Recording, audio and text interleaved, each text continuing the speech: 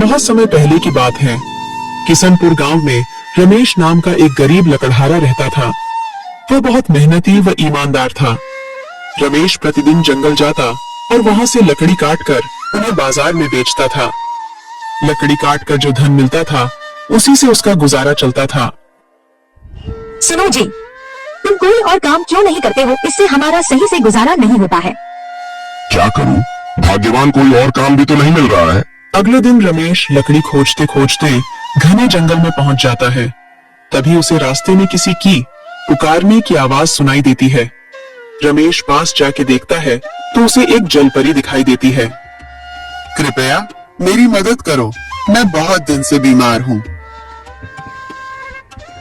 लेकिन मैं भला तुम्हारी मदद कैसे कर सकता हूँ?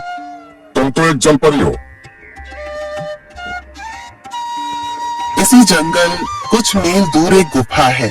उस गुफा के अंदर एक जादुई गुलाब के फूल है। उसे लाकर मुझे दे दो, जिससे मैं ठीक हो जाऊंगी। रमेश जलपरी की बात मानकर उस जादुई गुलाब की तलाश में चल देता है। कुछ समय चलने के बाद वह उस गुफा के पास पहुंच जाता है। रमेश गुफा के अंदर जाता है। जैसे ही रमेश फूल तोड़ने वाला होता है तभी उसमें से एक जिन निकलता है।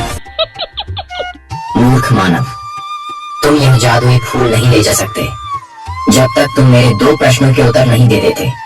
यदि तुमने मेरे दोनों प्रश्न के उत्तर सही दिए तो तुम यह फूल ले जा सकते हो। यदि तुमने एक भी प्रश्न के उत्तर गलत दिए तो मैं तुझे खा जाऊंगा। ठीक है, पूछो अपने प्रश्न। पहला प्रश्न, वह कौन है जिसके पास कभी तो दर्जन कपड़े होते हैं और कभी एक भी नहीं होता है? वॉशिंग मशीन है। कभी इसके पास ढेर कपड़े होते हैं और कभी एक भी नहीं होते। बिल्कुल सही उत्तर। दूसरा प्रश्न, वह क्या है जो है तो सोने की मगर सोने से भी सस्ती है? रमेश कुछ देर सोच में पड़ जाता है। इसका उत्तर चारपाई है। यह है तो सोने की मगर सोने से भी सस्ती है। तुमने मेरे सभी प्रश्नों के उत्तर सही दिए हैं। अब तुम यह फूल ले जा सकते हो।